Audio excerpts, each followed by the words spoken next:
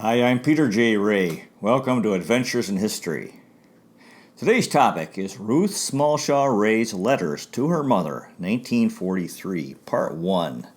This is the first part of the original publication, Smallshaw Family Memories Collection, or SFMC number 1, published on October 24th, 1995. Ruth Smallshaw Ray was my mother, and she was very close to her mother. My mother, Ruth, graduated from high school at Scott Collegiate in Regina, Saskatchewan, Canada in 1942. And she started in the fall at Regina Normal School, studying to be a teacher. However, the Second World War was on, so there was a teacher shortage, and she started getting offers. And she accepted an offer in teaching at the Saskatchewan School for the Deaf in Saskatoon, Saskatchewan, Canada. And in 1943, she was 19 years old, and she was teaching elementary school with these deaf children, and she was studying at the University of Saskatchewan in Saskatoon. She was studying education and art. An introduction from 1995. This issue of the SFMC marks the inaugural of the Dearest Mother, Love Ruthie series. A year ago, my mother, Ruth Smallshaw Ray, was visiting her mother, Augusta F. Smallshaw, in Regina, Saskatchewan, Canada, to celebrate the latter's 97th birthday. During the visit, Ruth found a large box, letters she had written home going back to 1943. This find brought great excitement to the kinsmen in the hinterland and elsewhere. The excitement stems from the historical significance of the letters as well as the vast number of same. Without exaggerating excessively, the Dearest Mother Love Ruthie series could reach triple digits in numbers of issues. Typing these letters has been and continues to be a swell experience for me. They read like a novel and keep one on the edge of his seat. Beyond that, they're helping me to get to know the person behind the authority figure of my mother. The most exciting part is that with these letters, my mother and I finally have something in common. The publishing of these letters is connecting Ruth with her lost youth and us with each other. With luck, I hope to coax some commentary from her to accompany future Dearest Mother Love Ruthie issues. Thanks, Mom, for writing these letters, and thanks, Grandma, for saving them. Happy reading, everybody. Peter J. Ray. 1018 Aird Street, Saskatoon, Saskatchewan, October 19th, 1943. Dear Mom and Bud, I was glad to get your letters, and I am sorry I didn't write sooner last week. I've discovered, however, that the longer I delay, the more rushed I get. So here I am with a halo over my head, and I do want a letter Friday or Saturday, although I suppose you're busy too. I get more rushed every day. Art at 7 and it's 5 now, but it's sort of nice to be busy, I guess. I had a swell weekend. Dewberry was a lady, show, the Blue Room, and stuff, and things, and dinner at the Elite on Sunday. The kids only have 3 more exams, and then they'll be gone. I'm sorry, Bud, but I didn't know you'd fallen at the depot. Bud was her brother. Sorry also that you didn't talk to me much when I was home. You were practically a blank in my mind until I got your note, so you'd better write more often. You can tell Mrs. Newman that Jeanie was ever so pleased with the parcel. I thought she'd have written herself by now. I gave the parcel to her in class first thing, and she had all the other children crowding around her. It was a gala occasion. Albert was so pleased when I told him I'd seen his mother. Jeanie has been well, although an awful lot of the children are away with colds and swollen glands. I have them myself, although they're getting better, a mild form of mumps. I had Jeanie this afternoon for art, and she was swell. She has about the nicest coat and little suit in the whole school. Everyone mentions her nice clothes. I've got to go shopping, so this letter has to be rather short. Marion, that's her roommate, is making a pie while I make the supper and go shopping. Last night about 1:30, I decided it was time I was getting up for school. Of course, Marion wondered what was up, and did I feel foolish when I found out. I thought it rather dark, but I barely ever open my eyes in the morning anyway. Of course, Marion told everyone at school also about me pouring the soup in my tea when the phone rang. I'm getting so terribly absent or something. Bye, and write soon. Love, Ruth. 1018 Aird Street, School for the Deaf, Saskatoon, Saskatchewan, Canada, October 27th, 1943. Dear Mother, I'm so happy that you like your hat. I've been trying not to regret going in the hole for it, Mr. Downer being the donor. And when I got your letter, it made me so pleased that it suits you so well. How about getting a couple of pictures with it on for me? I've been and I'm going to be so very busy. The English is certainly taking up a lot of time, and Friday we're having a Halloween party at school. How do I always manage to get on so many committees anyway? Then I've got to arrange for costuming my own babies, and then in the art department arrange for the decorations. Then too we have to arrange for the games and prizes. Oh me! I'll enclose the snap taken on Sports Day. I didn't look especially loving. Gordon is missing. The others look much nicer when they're dressed up. As it is, they look like ragamuffins. Well, good for me. I'm buying a war bond. That's $10 a month less now. I hope Grandma has a nice time. Saturday afternoon. Dear Mom, it was swell to get a nice long letter from you again. It seems like it's been so long. I'm glad Grandma had a nice time. Was I ever shocked to hear about Mr. Forbes? I knew he'd had to take it easy the last few years compared to his active life earlier. He also had trouble with his leg. Gee, though he was such a swell guy and clever too. Isn't it strange how both the young PI teachers died? Both clever, both young to be teaching in a high school, both with degrees and wonderful in sports. I really can't quite get over it. Scott must feel badly. Mr. Houghton used to tell us how wonderful he was. He went to Scott with Mrs. Lyons, you know. Bud, a letter, please. We had our Halloween party last night, and it was quite a success. I was in quite a rush, though. Thursday, Dr. Stillwell came to inspect us, watch me teach. My kiddies were okay, but not angels. Friday, he was still around, but not in. Beth wasn't feeling well, so went home, and I had 16 babies to dress for the party. Then I had to supervise the decorations. We got a lot of compliments on it, and some teachers said it had never looked nicer. I felt sort of proud of my efforts. Also proud that Albert won a prize for costumes. His mother sent him a dog mask, so I dressed him up in brown crepe paper as a dog with ears and stuff. He was the only one of the babies to win, but that was good, considering there were the first 5 rooms competing and all older. It's quite a while since I've written to you, I guess, and tell you the latest little happenings. O'Reillys are transferred to Lethbridge. They're leaving Tuesday. Marge and I were over last Saturday afternoon. There is a woman and her 16-month-old baby just moved into the back room here. The baby, a boy, is really darling, but the mother scolds it morning, noon, and night. David, get down. David, stop that. David, go to sleep. Honest, I'm glad we're not here much. Her husband is overseas, and she certainly doesn't use any patience. I think we notice her yelling all the more because up at the school, yelling is so much in vain. Sunday afternoon. This letter is taking on diary aspects. I'll have to tell you the latest. A couple of weeks ago at Art 1, I met a nice girl, Miriam Parrott. Her family are very well off and live in a grand home on Saskatchewan Crescent. She invited me over one evening, and I met her family, etc. Sunday last, after church, her mother asked me home for dinner. It was really something. Her brother and cousin in the Air Force were home on leave, and the 4 of us after dinner visited her girlfriends in the swellest homes. Really, Mother, I'm going to get spoiled. We had a very nice afternoon and took snaps, etc. Both her brother and Miriam have their BAs as well as most of her friends, which gives me all the more incentive to get mine. Well, I see her every Tuesday and Thursday night, and last night we all went bowling, etc., and afterwards we came here for lunch.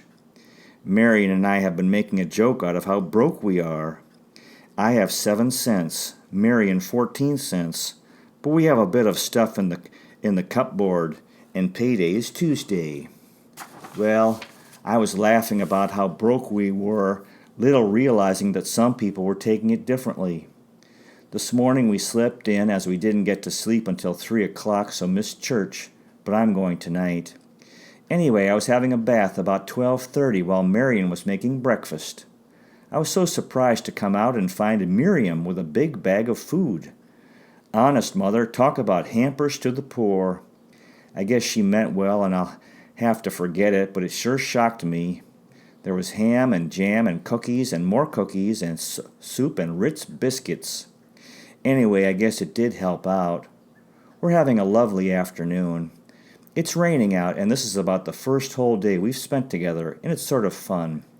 We're having apple pie and baked potatoes, ham, pickles, coffee, soup, so we're well away. Tomorrow night we stay at school, and Tuesday's payday, so... No, I definitely won't be able to get my coat. I'm behind on rent, too. Gee, I need overshoes badly. Could you send my rubbers soon? I haven't any gloves or purse yet. Oh, I'm in a bad way, but don't worry, 'cause I'm not. Have you bought yourself a wool dress yet? Gee, I sure would like to get one out of this check, but education, you know. Maybe in the future years I'll be glad that I thought now of my intellect rather than my physical, but right now it's sort of hard on my morale. Clothes don't last. But once you have an education, it can't be taken away. I'm sure getting sick of my little old green coat, though. I have this inner conflict every day now. Well, we went to church tonight and are back by the fireside. It's miserable out, drizzly, etc. I do need my rubbers, and I'm quite sure I left them at home this summer. Won't you send them immediately? I'm going to buy my ticket home for Christmas to be sure I do get home. However, I'm afraid of my willpower in a couple of weeks, so I'm going to give it to Mr. Downer to keep. So often I know I'll be tempted to hop home now that I've done it once. Gee, Mom, but it'll be swell to be home for Christmas. I sure appreciate home now, although I do like it here quite well. I see Jean Newman every day, and she was having a wonderful time at the Halloween party. I like to hear from Bud about his school and clothes, and I'll be looking for a letter from you, Mom. So bye, and I love you both. Love, Ruth. 1018 Aird Street, Saskatoon, Saskatchewan, Canada. November 14th, 1943. Dear Mother, hello, darling. How are you? I'm so sorry I haven't had time to write you sooner, but everything has been okay, so I hope you haven't worried. I got the rubbers okay, and I was certainly glad to get them. Thanks for sending them. I really should have brought them back at Thanksgiving, but you know me, never think of anything until I'm in drastic need of it. I'm okay now, but don't be surprised if you have to send me money to get home at Christmas. Say, was that ever a peach of a letter from Uncle Alf? He's sure getting around. Would I ever like to be in California now? Going to someday, I bet, I hope. That was nice of Celia to remember you too. Did she write and did she see Ted?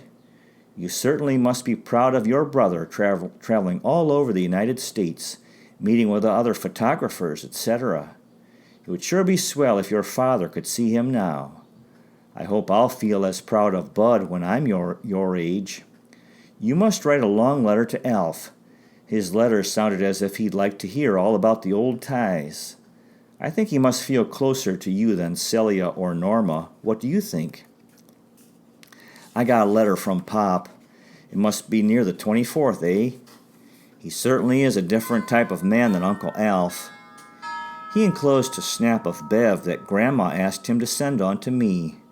I should write to Grandma sometime. I went to Rugby Chapel up at the university this morning with some varsity kids. It was a very nice service. It's about 4 o'clock now, and I've been talking to Miriam and Margaret Tanner. Remember, from Scott? On the phone. Marion has gone to bed to get warm, and I think I'll join her later. It's quite cold in our room. Marion thinks she'll go boarding after Christmas. I find LHK a lot cheaper, so of course it appeals to me, but I think I'll move too, but we'll see. The school is a bit warmer, but not much. Jean Newman is getting along swell in school, but it'll be swell if her family sends her a sweater. They're making a booklet called My Family. Mrs. Newman wrote and told Jeanie what her father was. I read the letter, but Miss Johnson, her teacher, hadn't, so when they made their booklets, they had to write about their families. Of course, I was very interested in Jeanie's book and looked to see what she'd written. She has pictures of little boys, Bobby and Charlie. She said that her mother cooks and sews. I just about died laughing when I saw what she put about her father. My daddy is a farmer.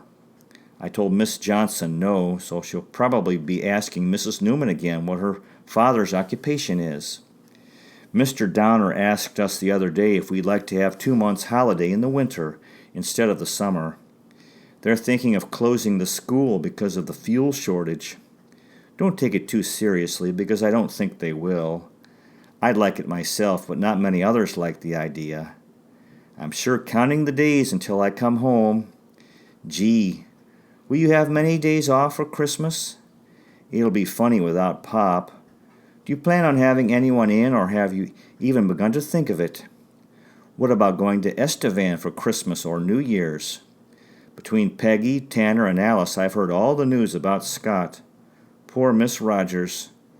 Oakland is teaching math up here at university. Swell, eh?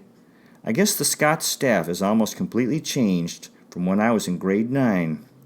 Oakland, Forbes, Cowie, Rogers, Miss Grimm, all gone now, besides Probe and Ogden. How is Mrs. Probe now? How are Rose and Bessie? Sometimes I feel like writing to Bessie. I'm really having a busy time of it, but I guess it won't kill me. I wanted to have a party for Walter last Friday. He was 7 years old. It didn't seem like I had a moment to go shopping.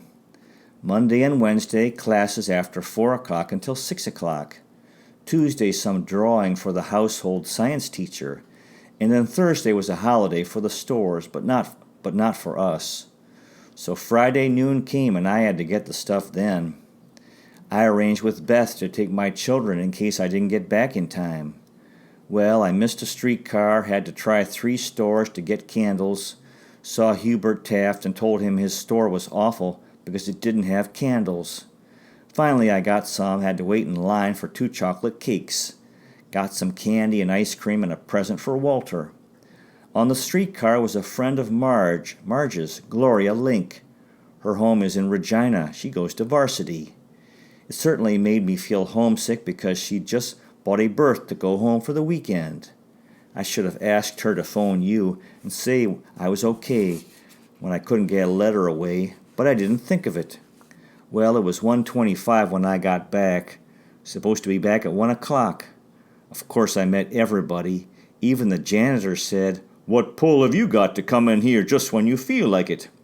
I slept into Beth's room and thought everything was okay, but Beth said Miss Pridmore had been looking for me to substitute in another room because the teacher was away. Mom, honest of all days, the only time I'm ever late.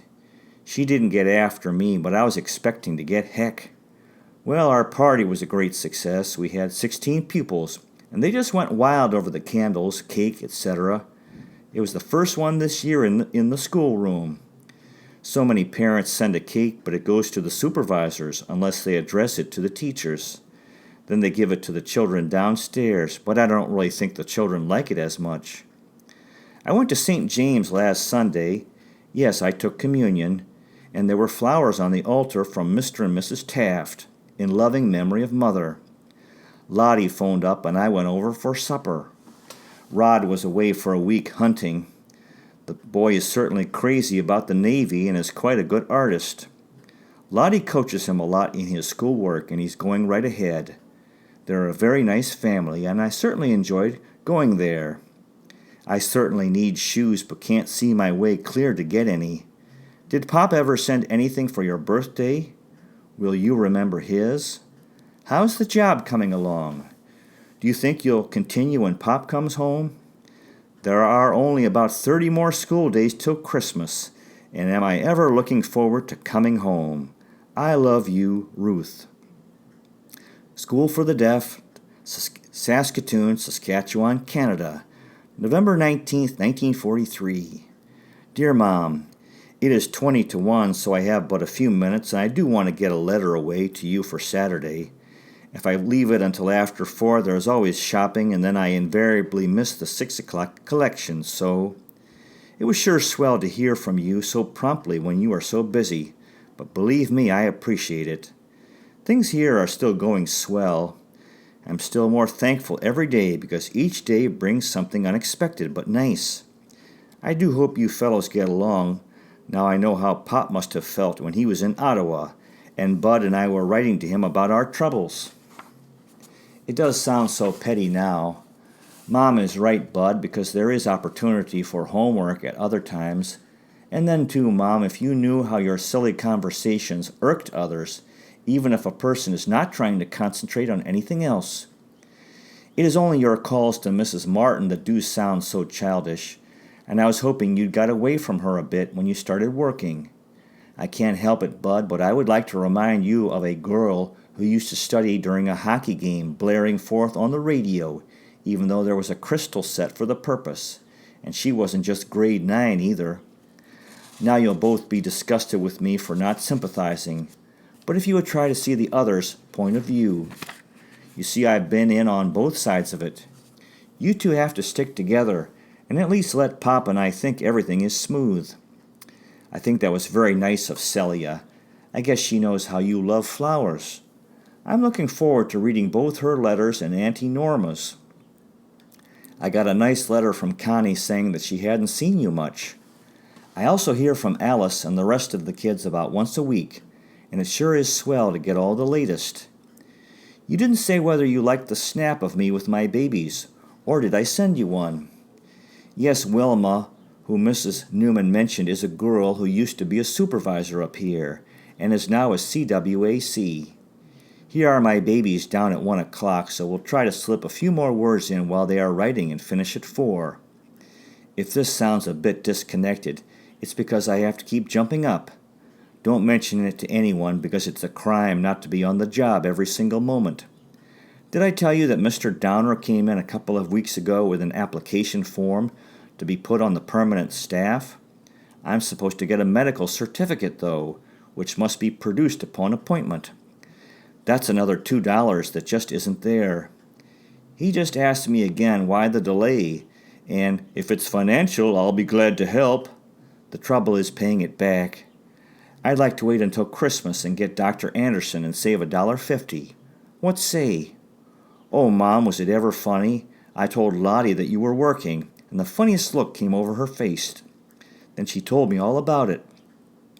She'd been at a tea for the church and was talking to a woman about school teachers. Then she mentioned that she knew one at the school for the deaf. So did this other one. They compared notes, found I was the one both referred to. Kay Taft was the other woman, and apparently she told Lottie you were working. The next time Lottie saw her, she said not to mention it to me because apparently you didn't want it known. I'm glad I mentioned it now, so I guess Sylvia's been talking, eh? If you could only see me now. I'm sitting here making faces and gesticulations to keep my kids working.